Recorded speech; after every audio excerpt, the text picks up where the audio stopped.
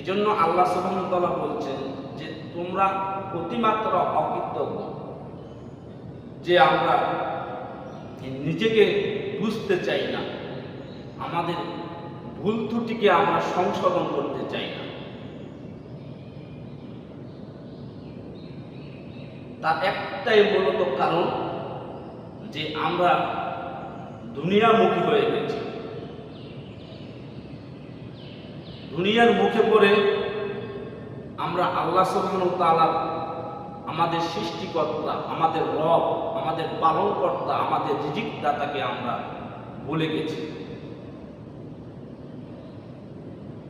দুনিয়ার ক্ষমতা, অর্থ, সম্পদ এগুলার পিছে পড়ে আমরা মানুষ হয়ে মানুষকে মানুষ মনে করি না।